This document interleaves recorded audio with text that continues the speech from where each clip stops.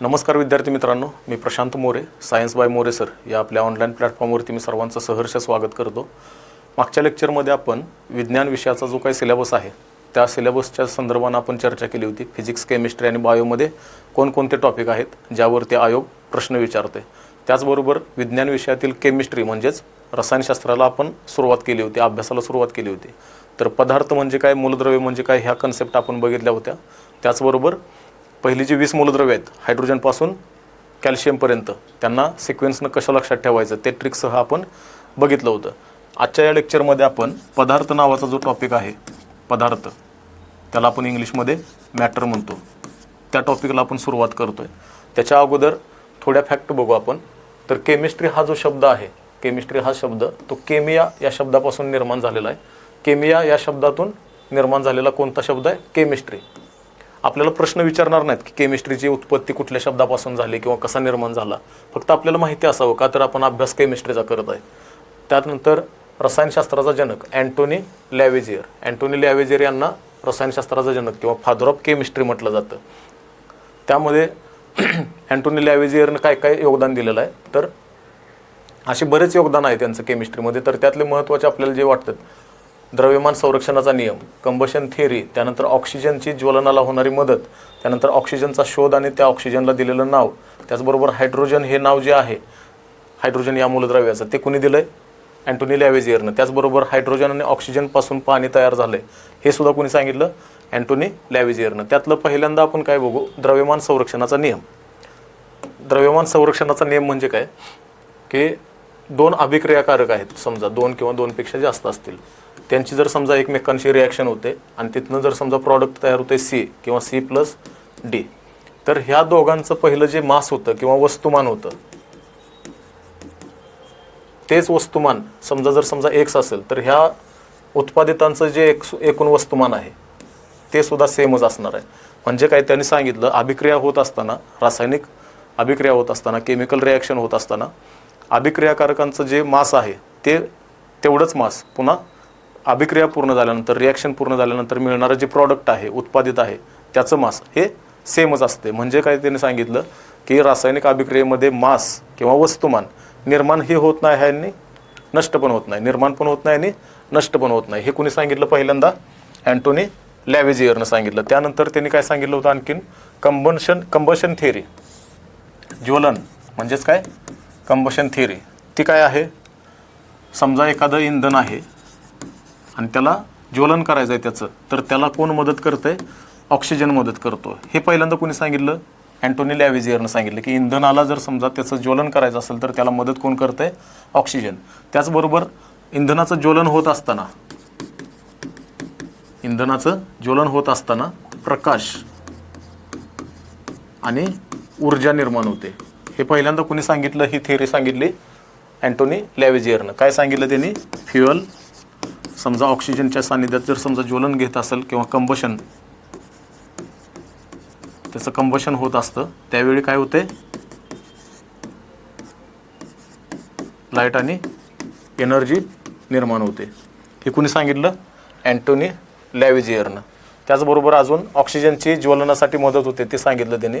त्याचबरोबर ऑक्सिजन, त्याचा शोध आणि त्याला जे नाव दिलं आहे ऑक्सिजनला ते कुणी दिलं आहे? अँटोनी लॅव्हेजियरनं. त्याचबरोबर पाणी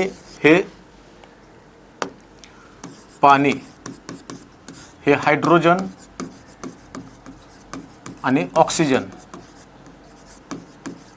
यांचं संयुग आहे. संयुग म्हणजे कंपाऊंड आहे. म्हणजे काय? दोन किंवा दोनपेक्षा जास्त मूलद्रव्ये जर एकत्र येत असतील आणि त्यांच्यामध्ये रासायनिक अभिक्रिया होत असेल आणि त्यातून जर समजा नवीन पदार्थ तयार होत असेल तर तो काय झाला? संयुग झाला. आलो लक्षात? तर ते संयुग म्हणजे काय? हे पाणी जे आहे ते हायड्रोजन आणि ऑक्सिजन यांचे संयुग आहे असं पहिल्यांदा कोणी सांगितलं? अँटोनी लॅव्हेजियरनं सांगितलं. आणि त्याचबरोबर त्यांनी हायड्रोजनला काय दिलं आहे? नाव दिलं आहे. हायड्रोजन हे मूलद्रव्य आहे, त्या मूलद्रव्याला हायड्रोजन हे नाव दिलं आहे कोणी? अँटोनी लॅव्हेजियरनं. त्याचबरोबर पदार्थ. आता पदार्थाचे प्रकार जर आपण बघितले तर दोन प्रकार येतात, एक शुद्ध आणि दुसरा अशुद्ध प्रकार पदार्थाचे. पदार्थ म्हणजे काय? आपण माहिती आहे आपल्याला पदार्थ म्हणजे कशाला पदार्थ म्हणतो आपण? पदार्थ म्हणजे काय? मॅटर. तर मॅटरचे दोन प्रकार पडतात, एक शुद्ध म्हणजे प्युअर आणि दुसरा इम्प्युअर. आता प्युअरमध्ये पहिला कोण येणार आहे तुमच्या लक्षात येतं की कोण कोण मूलद्रव्य, म्हणजेच कोण इलेमेंट. हा काय झाला शुद्ध पदार्थ झाला. आपण बघितलंय इलेमेंट म्हणजे काय की त्यामध्ये दुसरा कोणीही मिक्स नसतो, तोच पदार्थ असतो. त्याच्या जर समजा एकदम बारीक लेवलला तुम्ही गेला, कट करत करत करत गेला, तर तुम्हाला दुसरा कुठलाही घटक त्यामध्ये सापडत नाही, फक्त आणि फक्त तोच पदार्थ सापडतो, तोच घटक सापडतो. त्याला काय म्हणतो आपण मूलद्रव्य. म्हणजे त्याच्या रचनेमध्ये किंवा त्या पदार्थाच्या रचनेमध्ये एकाच प्रकारचे अणू सापडतात. अणू म्हणजे काय, रेणू म्हणजे काय ते आपण पुढे बघणार आहे. तर मूलद्रव्य हा काय झाला शुद्ध पदार्थ झाला. त्याचबरोबर संयोग म्हणजेच काय कंपाऊंड म्हणजे काय, दोन किंवा दोनपेक्षा जास्त मूलद्रव्य जर समजा रासायनिक अभिक्रियेनं जर एकत्र आले आणि त्याच्यापासून दुसरा एखादा पदार्थ तयार झाला, नवीन पदार्थ तयार झाला, तर तो कोण असतो संयोग. फक्त त्याच्यामध्ये त्या मूलद्रव्यांचं जे काय एकत्र येण्याचं प्रमाण आहे ते फिक्स असतं. आलं लक्षात. म्हणजे हा कोण झाला शुद्ध पदार्थ झाला. आपल्याला वाटतंय की शुद्ध म्हटल्यानंतर एकच पदार्थ असायला पाहिजे, नाही. इथं वेगवेगळी मूलद्रव्य एकत्र येऊन जो तयार झाला आहे ना, त्याला नंतर पुन्हा तुम्ही भौतिक पद्धतीनं सेपरेट करू शकत नाही. त्यातलं वेगवेगळं, आता समजा पाणी उदाहरण घेतलं आपण, पाण्यामध्ये हायड्रोजनचे 2 अणू, ऑक्सिजनचा 1 अणू एकत्र आल्यानंतर एक पाण्याचा रेणू तयार होतो. तर त्याचं जर समजा आपण पुन्हा नंतर हायड्रोजन आणि ऑक्सिजन भौतिक पद्धतीनं म्हणजे आपण जर सेपरेट करायला गेलो तर ते शक्य आहे का, नाही. म्हणजे ते काय झालं कंपाऊंड, शुद्ध मॅटर झालं किंवा शुद्ध पदार्थ झाला. आणि दुसरं काय आहे अशुद्ध. अशुद्धमध्ये काय येणार आहे मग नंतर मिश्रण. मिश्रणामध्ये कोणताही पदार्थ कितीही प्रमाणामध्ये एकत्र येऊ शकतो, म्हणजे ते काय झालं मिश्रण. त्याचं परत नंतर समांगी आणि विषमांगी असे 2 प्रकार आहेत. समांगी म्हणजे होमोजेनियस आणि विषमांगी म्हणजे हेट्रोजेनियस. असे 2 प्रकार आहेत, समांगी आणि विषमांगी. परत नंतर आणखी ह्या समांगीमध्ये द्रावण म्हणजेच काय सोल्युशन, द्रावण किंवा सोल्युशन हा समांगीचा एकमेव प्रकार आहे. आणि त्यानंतर विषमांगीमध्ये कोण येणार आहे परत नंतर विषमांगीमध्ये कलील म्हणजे काय कोलॉइड आणि दुसरा कोण येणार आहे निलंबन म्हणजे काय सस्पेन्शन. सस्पेन्शन हे 2 प्रकार आहेत, कलील आणि निलंबन. म्हणजे कोलॉइड आणि सस्पेन्शन हे कोणाचे आहेत विषमांगी पदार्थांचे, विषमांगी मिश्रणाचे. आणि समांगी मिश्रणाचा प्रकार कोणता आहे द्रावण म्हणजेच सोल्युशन. ते आपण पुढे बघणार आहे आणखीन डिटेलमध्ये.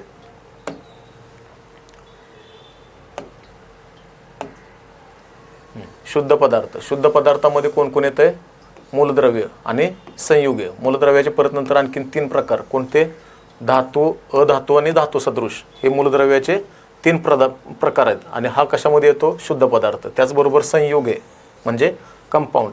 हा पदार्थाचा शुद्ध काय झाले पदार्थाचे शुद्ध स्वरूप झाले संयुग आणि मूलद्रव्य. अशुद्ध पदार्थामध्ये काय काय येते मिश्रण येते. मग मिश्रणाचे पुन्हा नंतर 2 प्रकार आहेत, एक समांगी मिश्रण म्हणजे होमोजेनियस आणि दुसरं विषमांगी म्हणजे हेट्रोजेनियस. असं पदार्थाचं पुन्हा नंतर काय पडतात प्रकार पडतात. त्यानंतर पदार्थांच्या अवस्था. पदार्थांच्या आपल्याला जनरली 3 अवस्था माहिती आहेत. ॲक्च्युली किती आहेत 5. त्यातल्या 4 आहेत त्या निसर्गात तयार होतात, त्या आपण पुढे बघणार आहेत. आणि एक आहे ती मानवनिर्मित. अशा 5 आहेत. त्यातल्या आपल्याला जनरली आपल्या डोळ्यासमोर कायम आपण अनुभवतो त्या म्हणजे स्थायू, द्रव आणि वायू. स्थायूमध्ये सॉलिड स्टेटमध्ये काय असणार आहे निश्चित आकार आणि आकारमान. म्हणजे असा एखादा स्थायू पदार्थ म्हणजे स्थायू अवस्थेमधला पदार्थ त्याचा आकार आणि आकार आणि आकारमान हा काय असणार आहे फिक्स असणार आहे. म्हणजे त्याची साईज आणि शेप. म्हणजे एखादा समजा मार्कर आहे, मार्कर हा स्थायू आहे, याला कुठं जरी ठेवला तर याचा आकार आणि आकारमान त्याची जे काय व्हॉल्यूम असेल त्याचबरोबर त्याचे काही शेप असेल तो काय बदलणार आहे का नाही, तो कायम फिक्स असणार आहे. म्हणजे साईज आणि शेप त्याचा फिक्स असतो. त्यानंतर आंतर रेन्युएबल हे महत्त्वाचं आहे. Intermolecular force. इंटरमॉलिक्युलर फोर्स म्हणजे काय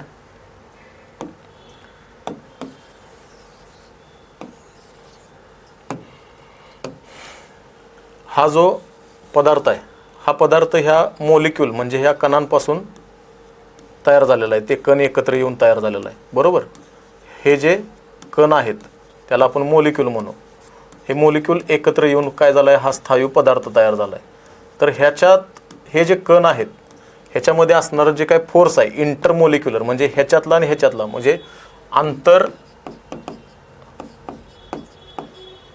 रेणवीय म्हणजे दोन वेगवेगळे रेणू यांच्यामधला जो काय फोर्स आहे म्हणजे तो काय झाला आंतररेणवीय.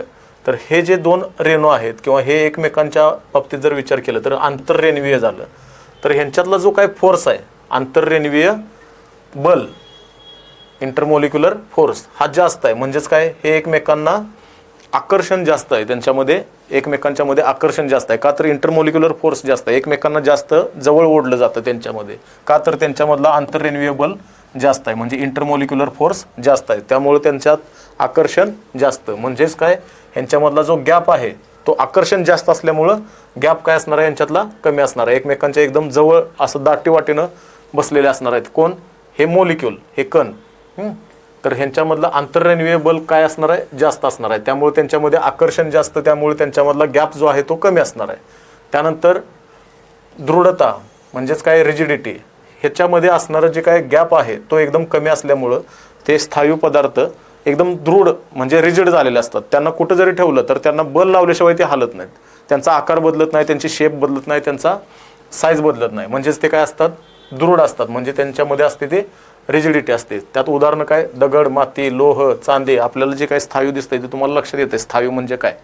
त्यानंतर द्रव अवस्था, द्रव अवस्थेमध्ये त्याचा जो आकार आहे द्रवाचा तो अनिश्चित असतो. त्या द्रवाला तुम्ही कोणत्या पात्रामध्ये कोणत्या भांड्यामध्ये ओतणार आहे त्या भांड्याचा तो आकार काय करते, धारण करते. म्हणजे त्याचा आकार आहे तो फिक्स आहे का, नाही, परंतु त्याचं आकारमान जे आहे वॉल्यूम, त्याचं जे आकारमान आहे ते फिक्स असणार आहे. म्हणजे कुठं आता समजा बशीमधलं जर समजा तुम्ही एखादं द्रव कपामध्ये ओतलं तर त्याचं आकारमान कमी होणार आहे का, नाही. जेवढं बशीमध्ये होतं 10 ml होतं तर तिथं कपामध्ये ओतलं तर 10 mlच राहणार आहे. एखाद्या समजा ग्लासमध्ये जर समजा 70 ml जर समजा एखादा द्रव असेल, लिक्विड असेल, ते जर समजा प्लेटमध्ये ओतलं तर ते 70 ml म्हणजे त्याचा वॉल्यूम जो आहे तो काय असणार आहे, निश्चित असणार आहे. त्यानंतर आंतररेणवीय बल म्हणजे आपण आता हे स्थायूचं आंतररेणवीय बल बघितलं होतं. तर ह्याच्यामध्ये आंतररेणवीय बल स्थायूच्या तुलनेत कमी असणार आहे. आता हा हे लिक्विड आहे समजा आणि ह्याचे जे काय आहेत ते रेणू आहेत, ह्यांच्यामधला जो काय फोर्स आहे एकमेकांच्या मधला तो काय असणार आहे, कमी असणार आहे. म्हणजे ह्यांच्यातलं आकर्षण काय असणार आहे, कमी. म्हणजे ह्यांच्यातला थोडासा गॅप आपल्याला जाणवतोय का, हे जे आहे ह्यांच्यामध्ये गॅप जाणवतोय. हे एकमेकांना चिकटून आहेत. का तर ह्यांच्यामध्ये आंतररेणवीय म्हणजे ह्या एकमेकांच्या मध्ये असणारा जो काही फोर्स आहे तो जास्त आहे, त्यामुळे त्यांचं आकर्षण जास्त आहे, त्यामुळे इथं गॅप कमी आहे एकमेकांच्या मध्ये. पण इथं आंतररेणवीय बल ह्याच्यापेक्षा थोडंसं कमी असल्यामुळं, ह्यांच्यामध्ये आकर्षण कमी असल्यामुळं ह्यांच्यामध्ये गॅप काय असणार आहे, थोडासा ह्याच्यापेक्षा जास्त असणार आहे.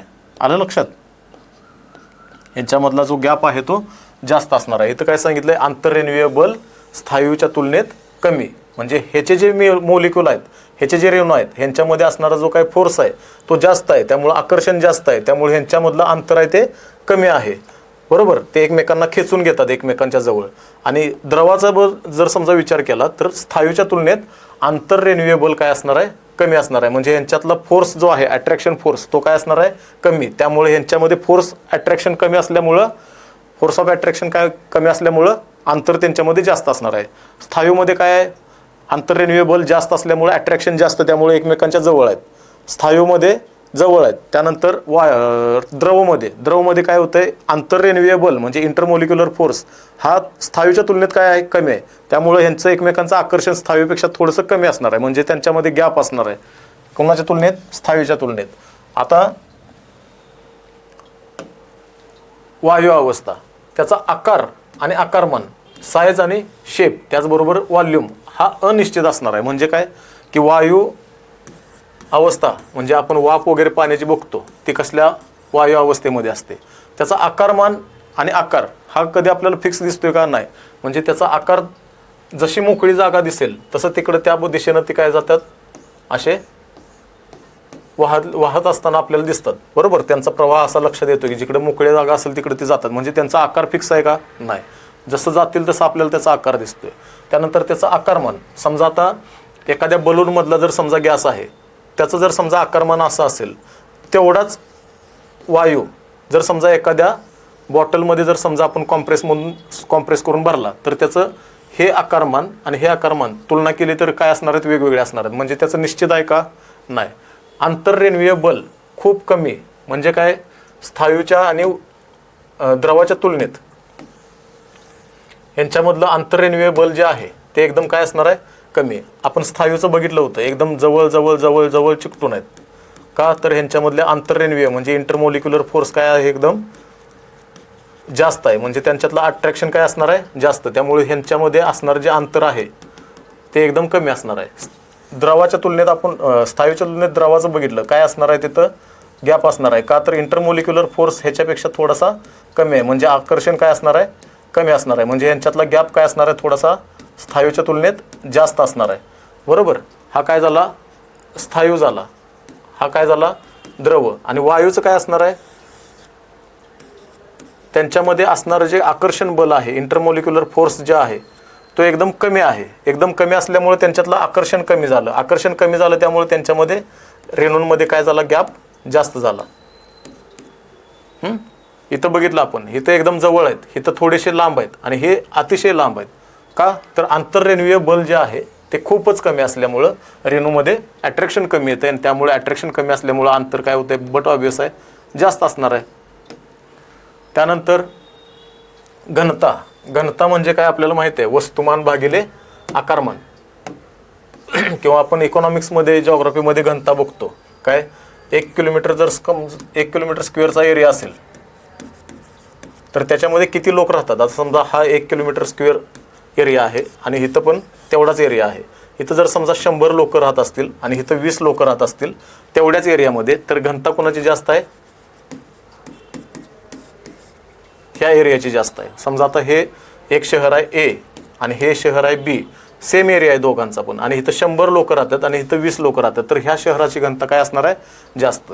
आपण बघितलं होतं स्थायूमध्ये कण काय असणार आहेत, कमी जागेत जास्त एकदम दाटीवाटीनं असे बसलेले असणार आहेत. म्हणजे ह्याच्यामध्ये तेवढ्याच जागेमध्ये असणाऱ्या कणांची किंवा रेणूंची संख्या जास्त आहे, म्हणजे ह्याची घनता जास्त आहे. म्हणजे याचं मास जास्त आहे कोणाच्या तुलनेत, वायूच्या, द्रवाच्या तुलनेत. बरोबर.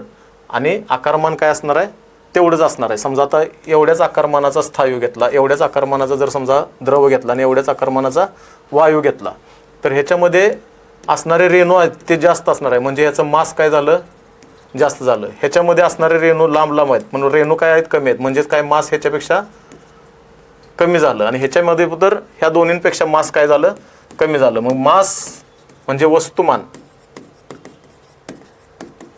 भागिले आकारमान, ह्याचा रेशो आपण बघितला तर ह्याच्यामध्ये मास जास्त आहे त्यामुळे काय होणार आहे, घनता जास्त असणार. आणि ह्याच्यामध्ये एरिया सेम धरला आपण तर मास ह्याच्यामध्ये किंवा वस्तुमान जास्त कमी असणार आहे,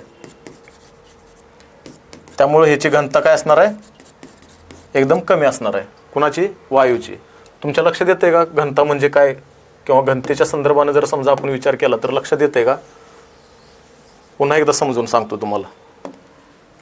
आता घनता म्हणजे काय, वस्तुमान भागिले आकारमान.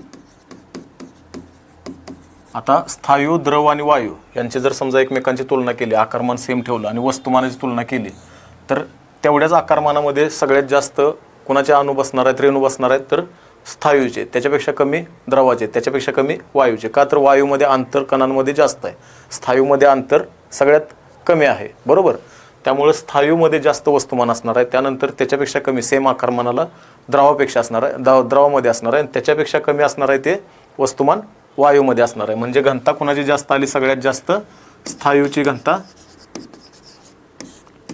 जास्त आली. त्यानंतर द्रवाची स्थायूपेक्षा कमी झाली आणि वायूची सगळ्यात घनता कमी झाली. का तर वस्तुमानाने आकारमानाचा रेशो बघितला तर घनता जास्त कुणाची येते, स्थायूची येते. हे डिटेलमध्ये फिजिक्समध्ये आपण बघणार आहे. फक्त आत्ता तुम्हाला माहिती लक्षात यावं ह्यासाठी सांगितलं तुम्हाला. त्यानंतर घनता कुणाची सगळ्यात कमी असणार आहे, लो डेन्सिटी वायूची असणार आहे. हे नाही समजलं तर काही काळजी करू नका. फिजिक्समध्ये ते घनता म्हणजे काय असणार आहे ते आपण नंतर बघणार आहे. त्यासाठी तुम्हाला आकारमान, वस्तुमान ह्या गोष्टी व्यवस्थित लक्षात यायला पाहिजेत. गतिज ऊर्जा म्हणजे कायनेटिक एनर्जी. हा जो गॅस आहे ह्याच्यामध्ये कायम काय असणार आहे, ह्या कणांमध्ये गतिज ऊर्जा असणार आहे. म्हणजे ते कायम असं रँडमली काय असणार आहेत, गतीमध्ये असणार आहेत, सतत गतीमध्ये असणार आहेत. का तर त्याच्या कणांमध्ये काय असते, कायनेटिक एनर्जी असते, म्हणजे गतिज ऊर्जा असते. आणि पात्राच्या भिंतीवरती ते काय करत असतात, दाब. आता समजा हे जर समजा एखादं भांडं आहे आणि ह्याच्यामध्ये गॅस आहे, तर ह्या गॅसमध्ये असणारे जे काही मोलिक्यूल आहेत ते काय असणार आहेत, त्यांच्यापाशी गतिज ऊर्जा असणार आहे, गतिज ऊर्जा जास्त असणार आहे आणि ते सारखं काय असणार आहेत, गतीमध्ये असणार आहेत. गतीमध्ये असताना ते काय करतात, भांड्यावरती, ह्या भांड्याच्या भिंतीवरती दाब क्रिएट करतात, दाब किंवा प्रेशर क्रिएट करत असतात. कोण, हे वायू किंवा गॅसेसचे मोलिक्यूल काय करत असतात, पात्राच्या म्हणजे भांड्याच्या भिंतीवरती दाब प्रयुक्त करत असतात. त्यानंतर ह्या 3 झाल्या महत्त्वाच्या, त्या 3 झाल्या. चौथी जी अवस्था आहे प्लाझ्मा, म्हणजे काय, आयनायू अवस्था. अति उच्च तापमानाला वायू अवस्थेतील पदार्थाचे आयनीभवन होऊन काय होते, प्लाझ्मा अवस्था निर्माण होते. आता काय होते, हा समजा आता वायू आहे आणि ह्याला जर समजा टेम्परेचर दिलं आणि किती दिलंय, करोडो केल्विन टेम्परेचर दिलंय, अगदी करोडो केल्विनमध्ये, तर त्याच्यामध्ये काय होतंय, त्या गॅसचं पुन्हा नंतर पॉझिटिव्ह आणि निगेटिव्ह आयन तयार होतात.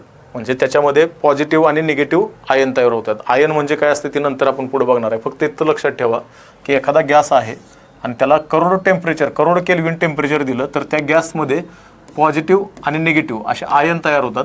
आणि हे जे आयन आहेत त्याच्याबरोबर आयन आणि इलेक्ट्रॉन्स काय असते ते नंतर आपण ॲटॉमिक स्ट्रक्चरमध्ये आणखीन बघणार आहे. आयन आणि इलेक्ट्रॉन्सचं काय होतं आहे, मिश्रण.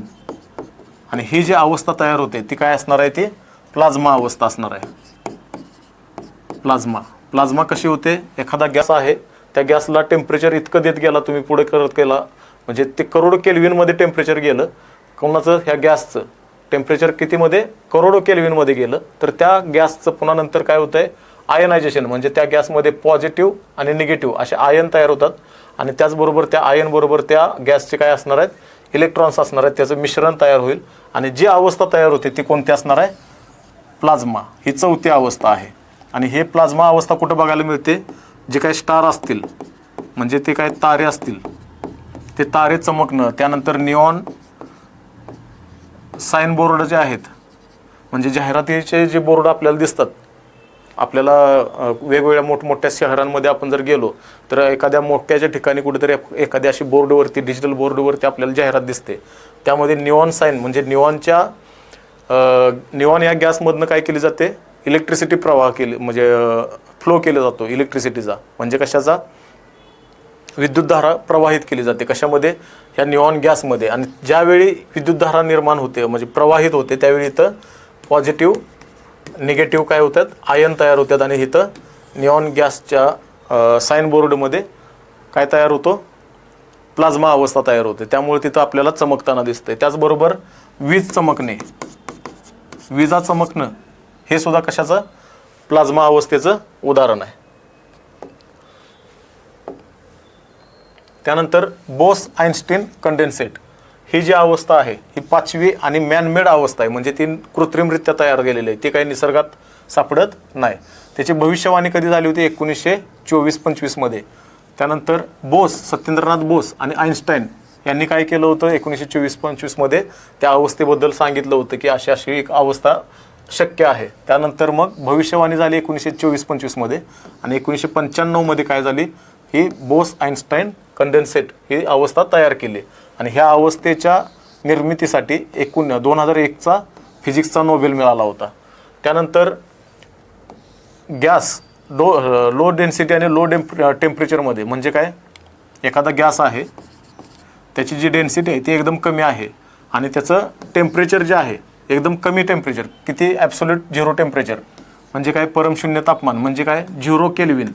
परमशून्य तापमान म्हणजे असं तापमान ज्याच्या खाली तापमान जाऊच शकत नाही. म्हणजे 0 केल्विनला जे टेम्परेचर आहे त्याच्या खाली जर समजा तुम्ही टेम्परेचर न्यायला गेला तर अजिबात जात नाही. म्हणजेच काय ते झालं परमशून्य, म्हणजे ॲब्सोल्यूट झिरो टेम्परेचर, परमशून्य तापमान.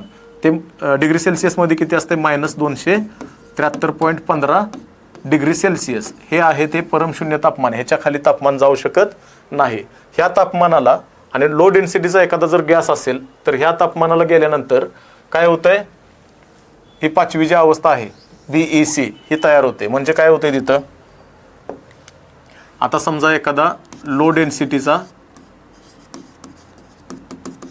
गॅस आहे, त्या गॅसचं जर समजा टेम्परेचर आपण 0 केल्विनपर्यंत घेऊन गेलो तर त्या गॅसमधला जर समजा एखादा अणू आपण पकडला तर तो अणू काय करतो, आपल्यातला इलेक्ट्रॉन सेपरेट करतो, दुसरा अणू आपल्यातला इलेक्ट्रॉन सेपरेट करतो. असे अणूतले इलेक्ट्रॉन काय होतात, सेपरेट होतात. आणि हे जे सेपरेट झालेले जे इलेक्ट्रॉन आहेत, हे जे इलेक्ट्रॉन आहेत ते कुठेतरी एकत्र येतात, असा त्यांचा समुदाय तयार होतो.